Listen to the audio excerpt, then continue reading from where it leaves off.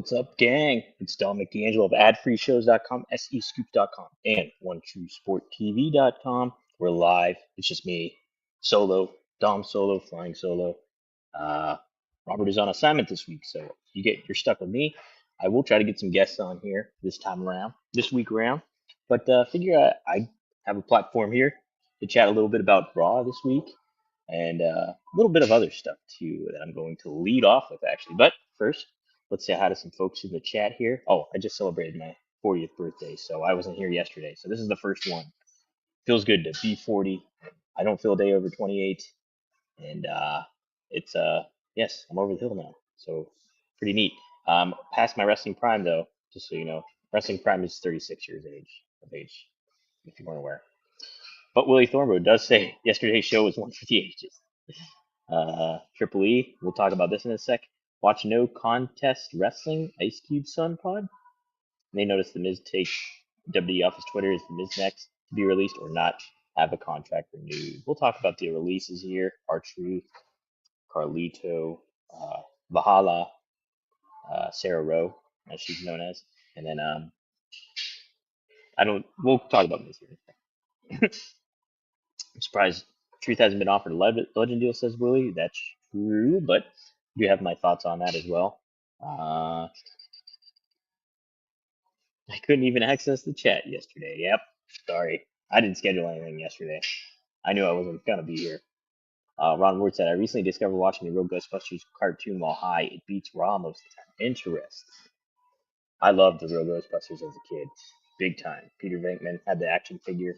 I still have the original one somewhere. Uh, my dog did chew the leg off the arm, I believe, of my original figure when I was a kid. Very upsetting. Uh, King Rose says, "Hey Dom, what's up, man? I see that Tatum jersey on Twitter all the time. Good to see you, dude." Johnny Disco says, "Maybe R-Truth will come back as a music producer to replace Def Rebel. One can dream." They have oh my gosh, why am I blanking on the guy's name? Pretty popular. Already collaborated with WWE before. Can't remember his name.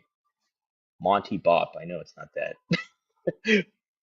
Boomin, Metro Boomin. Boom, got it.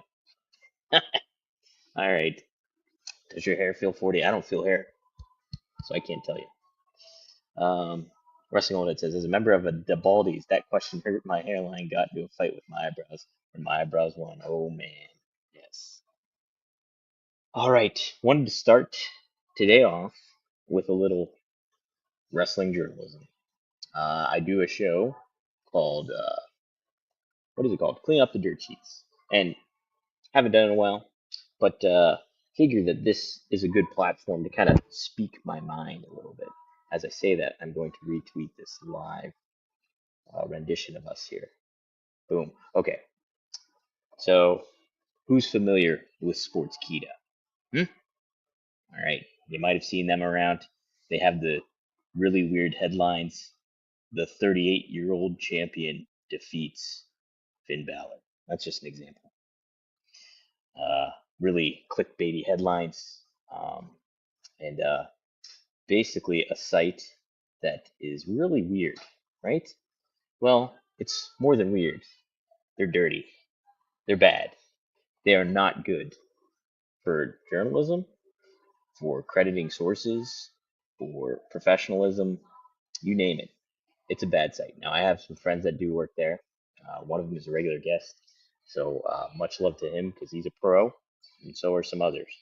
But Sean Ross Sapp of Fightful made a pretty big statement yesterday online, and I wanted to talk about it just a touch before we cover Raw. So here's what Sean had to say. If you care even a little bit about media, especially wrestling media, please read this and please share it. For every wrestling content creator and plenty of fans, if you ever do an original interview, break original news, this will likely affect you.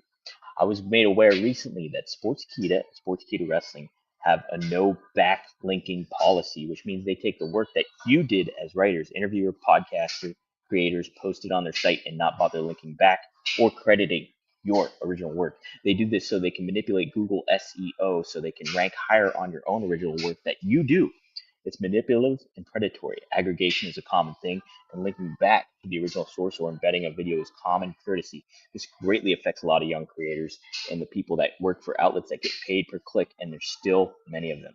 I messaged 6 editors about this Friday, both of their accounts and their email. I reached out to the editor Ardor 2000, who is Raiju Dasgupta. So he is the content manager of pro wrestling at Sportskeeda. So he's somebody to watch out for, who is well aware of other media members with these concerns, and he blocked me.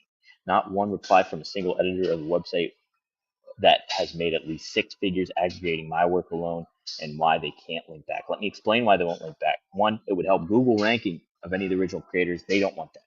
I brought that up to a number of issues with them. They presumably use AI. Get this, AI to falsely write that a wrestling manager had an underage bride. They run a referral program with little or no oversight that claims wrestlers had cancer that didn't, and even use AI generated half naked pictures of women's wrestling talent that the talent themselves asked me to help get removed. They've either ignored it or played dumb. Another of media Number of media have reached out about these issues. They clearly don't care about that. Even though they make their money off the backs of those people, they might care if the people who consume their content take issue with it. Well, I take issue with it. I do, big time. I knew this site was scummy, just how they handled themselves, how they handled the headlines, how they covered news.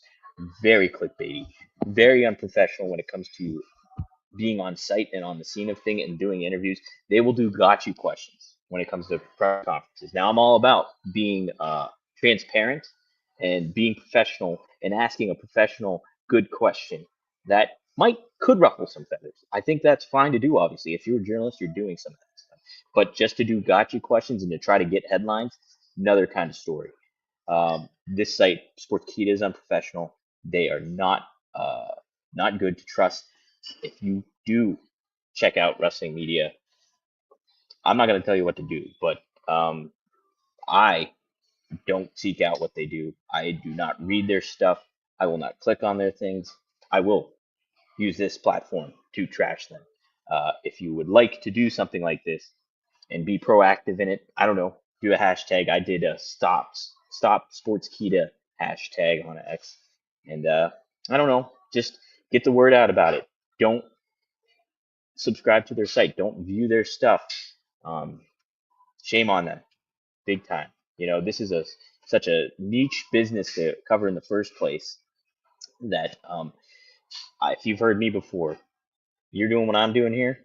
This is partly for the love of it, greatly in part for the love of it, because guess what? I don't get paid a whole lot to do the dirt sheet aspect of things. I don't. It's a passion. I love journalism. I love the balance of wrestling and covering it like a sport as much as you can, but having fun with it at the same time too. Sportskeeda is going to take that away from everybody and just take it for themselves. They are not a professional site. Shame on them. Shame on you, Raju. And that's what I got to say about that. I might cover this more in a daily wrestling hotline that I do, or cleaning up the dirt sheets episode that you can check out on Brass Ring Media. All right. Wanted to get that out of the way. Stop Sportskeeda hashtag if you want to join in on the fun. Screw those guys. Okay. Let's talk about those releases. R-Truth, big news. Came out on X, announced that he's going to be leaving WWE, and he thanked the fans, everything like that. Huge reaction to all that stuff, and rightfully so. Like, R-Truth was a shock. He just wrestled John Cena on Saturday Night's Main Event. He's been a primary figure for years on end now, in a comedic role, greatly, but did some memorable things and sold a lot of merch, which you think that's great stuff. Well, uh, unfortunately, he did get released, and you know, um, it's a bummer because you think he would have been a WWE lifer, but this is a new horizon for R-Truth. Like I've said this already, but you know, carrying Cross is somebody was really proactive when R-Truth would make headlines and be like, "You got to see R-Truth. Ron Killing's R-Truth," and so that is him going away from this. Maybe we get that. right? We get a new version of R-Truth. This could be a really big way to revitalize him and give him a new identity or reinvention, if you will, like Terry Funk, like a Chris Jericho kind of does. R-Truth could definitely be a part of it. He hasn't aged a bit in the 25 years that I've seen him as a wrestler. I remember being at State College, Bryce Jordan Center, Raw, my first ever WWE live event I was at. I was 15, 15 years old. And who came out for a dark match but R-Truth and Road Dogg. But he wasn't R-Truth, he was K-Quick. And they got rowdy against the Haas brothers in tag action. So Charlie Haas and his late brother, Russ Haas. That was the match I got to see. And K-Quick stuck with me, man. So uh, it's awesome to reflect on the career that R-Truth has had, but there's so much more that he can do too. And like I believe it was Wrestling Old Header Willie might have said uh, about R-Truth potentially signing a Legends deal. I'm sure that would happen at some point, but maybe they know like that he can kind of do something outside of WWE that would add value to him, and so on and so forth. I'll give more thoughts about WWE releasing talent on a different show. I think there's just so much to cover today, but look, I think R-Truth, there's so much more value in him, even very much outside of WWE. So I'm intrigued to see what's next for him. I hope they don't put wherever he goes, whether it's TNA or AEW, they give him a little bit more seriousness to play with. He can still be kind of funny, but I mean, I want to see Ron Killings, man. I think I'm not the only one that says that either. So good luck to R-Truth. Really respect to him. Much admiration for the work he's done in WWE and what he can do outside of the company as well. Um, let's see. Okay, so Carlito's gone too. Um, this one, Carlito kind of probably knew the writing was on the wall. If you read his tweet afterwards, he had some fun with it, and I think he just appreciated the run that he got to do. I'm sure it was unexpected for him to even be on a run like this. He got such a big reaction at Backlash in Puerto Rico a couple years back, and so it led for him a nice little run with Judgment Day. Um, you know, probably WWE is looking at the bottom line, just like any business is. And, you know, are they hurting their goodwill with fans? Are they hurting their goodwill just overall, too? Like, not just releases, but high ticket prices, everything like that? Argument can certainly be made for that. And I think I will talk about that on a later show. Um, but yeah, I think it's an admirable run for Carlito, and he's already the WWC World Champion down in Puerto Rico at his late father's promotion. So he's got plans already lined up. So good for him too. Valhalla got released. She hasn't been on television for a while. I know she had a child and things like that. So I'm sure this was just kind of, hey, all right, yep, we're not moving on with it, and best of luck with it. And so, I mean, hey, that's just what happens. It sucks when people get released. It's not never a good thing. It's always a bummer. You don't want to see anybody lose their job or anything if they're like putting the work in and they're contributing, and even if they're not though, and they're being underutilized, it's frustrating that you don't see them on television. So it's just it's unfortunate. It is the name of the game to a certain extent. It just baffles me when people are like, "Oh, this," when I obviously gets reported that's a Triple H decision. Of course it is. Who's at the head of the game here? Pun not intended, but it's just like it is his decision. Like, and it's a sad part of the thing, but it's the name of the game. It's the name of any game. Um, so it's just like, yeah, if you're the head honcho, you're not always gonna be uh, universally loved, and so it's just the badge you got to wear when you do this stuff. And yeah, is R-Truth could you make an argument that R-Truth shouldn't have been released? Absolutely, 100%. Um, Same with Carlito to an extent too, I think. But it's just that is it. Not everybody's gonna be featured on everything like that. And I just think this is a cool new horizon for Ron Killings anyway. Like I said, Devin Dowling says Truth should show up backstage at TNA and be like, "Yo, Dolph, haven't seen you in a while." Somebody did make the reference that like Truth should show up at backstage at TNA or like yeah, and like think he's still in WWE because of all the people that are there. Kind of funny, but like I said, I want to see the Truth Ron killings. That's what I want to see. Um, so let's talk about Raw a little bit. Where are we at here? Boom. Yes. So Raw, hailed from Tulsa, Oklahoma.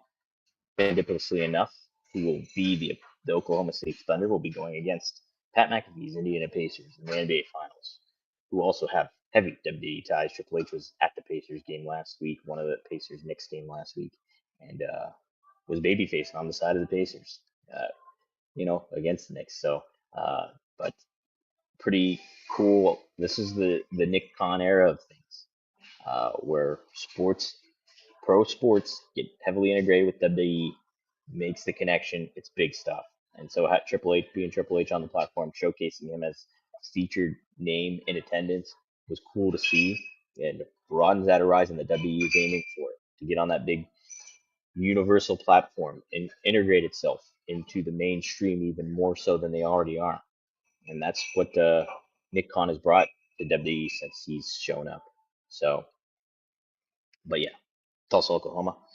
Uh, Michael Cole had to wear a Pacers jersey. T.J. McConnell, Pittsburgh's very own T.J. McConnell, really, actually. I actually saw T.J. McConnell at a Get Go station a couple years back. That's when he played for the Sixers, though. All right, let's get to the Raw here. So we had CM Punk kick things off and stake his claim for how he has to win the Money in the Bank qualifier tonight that he has. And then Sami Zayn came out and said, yes, you do have to win. And the stakes are high for this. We're all counting on you, basically. He said, I'm counting on you. I want you to win for what it's worth. And so it was like a camaraderie kind of thing. That Punk was like, okay, yeah, I'm with you. I'm with you. More on that later on. Then we had Stephanie McCool. We had Ivy Nile. And we had Liv Morgan in the qualifying Money in the Bank ladder match here. And Stephanie McCool wins it and should have won it too. I was all for this. You make this big star that's been really catching fire in NXT and put her right in the mix of everything. She's got presence. The fans love her. She's amazing. And so if I now, I'm glad she won. If I had to nitpick a little bit, uh, they did give Liv opportunity to get the pin on her a couple times.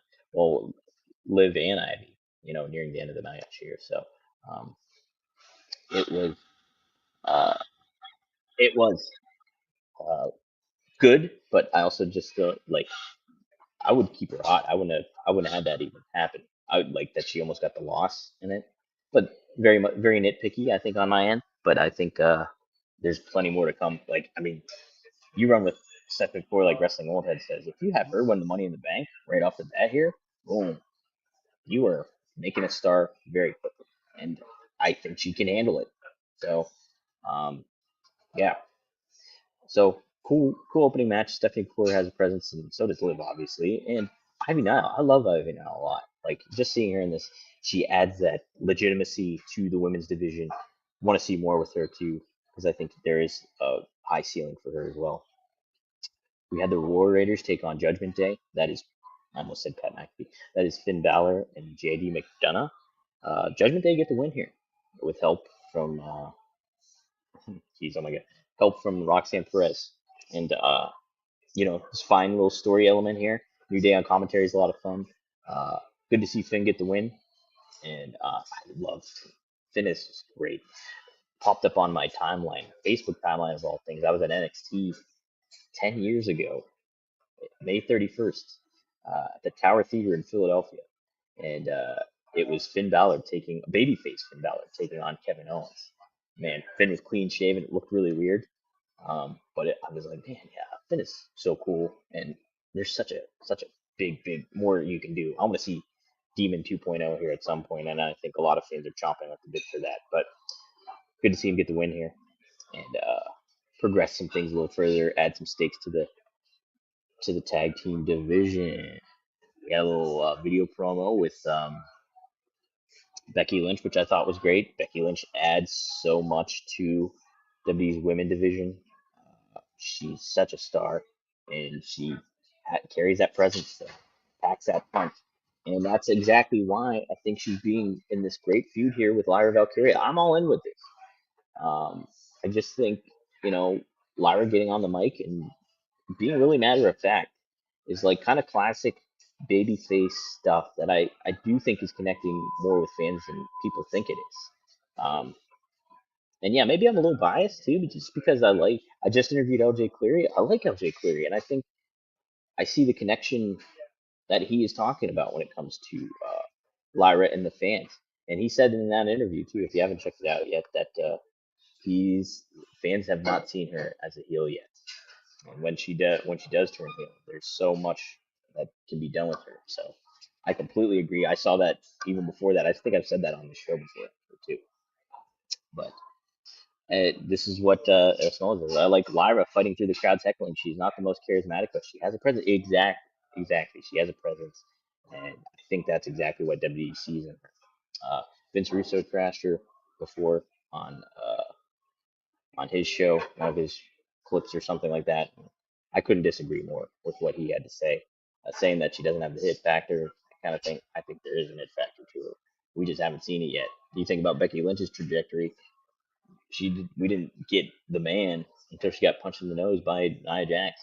Stuff has to kind of happen for things to take fire a little bit. Austin 316 says I just took your ace. So think about all that stuff. There's plenty more with Lyra Valkyria. I always don't like it when people go like, nah, I'm not on this. Look, people were saying that stuff about Karrion Kross, how he wasn't connecting with us. Look, he's here, and he's catching momentum. I'm curious what they'll be doing here with him. I hope they do something here with him and Sami Zayn, considering everything. All right. Next up we had. Boop, boop, boop, boop, boop, boop, boop. Jey Uso and Sami Zayn tagging up to take on Braun Breaker and Bronson Reed. Fine tag match. Bronson and Breaker get the win as they should. You think about, you want to establish this faction a little bit more, and you had a little bit of Paul Heyman needling AJ Styles for the main event too, which I thought was a fine kind of thing to do. AJ's so cool. Happy birthday to AJ. We share a birthday together. Boom. He turned 48. I turned 40. Boom. Only 8 years older than me. Dang it. Man, such a sobering thing. But I don't feel day over 28. Um, so here we go. But so good for Breaker and Bronson. You got to keep that faction cooking, and it's a good way to do it. Mm. We did have a little meet up too before I move on to the main event. Uh, was a confrontation between Gunther and Jey Uso. I love both guys, but I don't think this is doing anything for these two. It just seems like part of the course. We've been over the Gunther Jey Uso feud. Uh, we've been Gunther has been acting babyface like, and then back to being a heel. It just seems like he's in a holding pattern, a weird holding pattern where he's treading water, and I don't think it's helping his character at all. Like just making him feel like okay, he's there, he wants the title, but how do we feel about him, right? And people like Jey Uso, and that's fine, but I think we want to see something different from uh, who Jey Uso feuds with. And I think we wanted to see something different with Gunther. We wanted that make that near Pat McAfee win, I guess, mean something. Uh, and we haven't gotten that. It just doesn't feel like it. So uh, don't know what they're going on with Gunther here. But yeah, Wrestling Hold It says they're setting up a lot of potential finishes with this Gunther Uso match. What if there's a cash in? What if Gunther loses? True, true, true. There's plenty to think about there. It'd be really weird if they already cashed in that Money in the Bank on the same show. So I don't know. I don't know. But look, if you're kind of looking at the landscape of, I mean, Wrestling Old Head, you kind of do make a good point now. To think about it. You know, with Grande Americano getting the win, a little surprising because I think there would imagine how fun of a story it would have been if Punk did qualify for Money in the Bank and then won the briefcase. thinking with the histories he's had with that thing. My goodness. I mean, like, yeah, I would have been really invested. I think that would have been a cool storyline where it's just like any minute one of your top stars could win the title of his choosing, the world title of his choosing, and Punk being in on that, I think could create a lot of fun things for that for sure. But yeah, I would have been all for Punk winning the winning that Money in the Bank briefcase or qualifying for it at the very least and creating some intrigue up in the pay per view. But we didn't get that. We get the Grande Americana, and if you look at the lineup, I mean, there's only one clear cut obvious winner, and it's Seth Rollins. Like everybody else is like, oh, Solo's there, okay. You could create a cool story with Solo, I think, with the briefcase, but Seth has really set a tone for like, hey, I need to win this. And if he doesn't win this, the factions might kind of feel a little bit lesser than, because you're trying to I don't know, make it feel like you want to make it feel big. And if Seth Rollins and that faction is not in any kind of world title picture, it's not gonna make it feel like anything, right? So it's just like, ugh, I don't know. I don't know how to feel about it.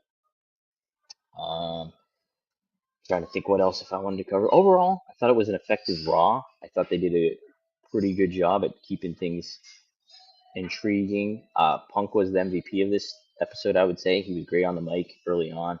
He was it's fun to see him in the main event kind of matchups too. Um, just there's a lot to take away from what Punk adds to the show. So yeah, so is Money in the Bank, is it this weekend? Yes, it is. It is this weekend. Because I know that because it's June 7th, and I associate June 7th with Steve Martin's birthday, so I know that date. And when I saw Money in the Bank was there, I was like, "Oh, Steve Martin's birthday, okay." weird way to weird way to recall it, but yes, I am well aware now of where Money in the Bank is. All right. Hey guys, you know what though? We do have to do a little bit of ad read. So if you have some questions, get them in, and I will read them. But before that, I have to tell everybody about Blue Chew. That is right. Oh my God. Give me a second here. Give me 1 second. See, I don't have copy for Blue Chew right here. Let's see if this pops up a different way. Here we go. Let's try this out. Let's try this out. See what happens. Yeah, Blue Chew is a big sponsor of ours. And so, does Blue Chew work? If you're asking that question, we want you to know Blue Chew is putting their money where their mouth is by giving you a month free. Blue Chew is an online service that delivers the same active ingredients as Viagra, Cialis, and Levitra, but at a fraction of the cost in a chewable form. The process is simple. Sign up at bluechew.com, consult with one of their licensed medical providers, and once you're approved, you receive your prescription within days. Blue Chew tablets are made in the US of A and prepared, and shipped directly to your door. The best part, it's all done online. That means no visits to the doctor's office, no awkward conversations, and no waiting in line at the pharmacy. You take them anytime, day or night, so you can plan ahead whenever an opportunity arises. Yeah. So, Gucci wants men rock hard. They told me that's the mission. They are not going to stop until every man is bricked up like a brick house, until every tent is pitched, every rod is raised. Discover your options at BlueChew.com. We got a special deal for our audience. Try Blue Chew free. Just play $5 shipping at checkout when you visit BlueChew.com and use promo code RUMOR.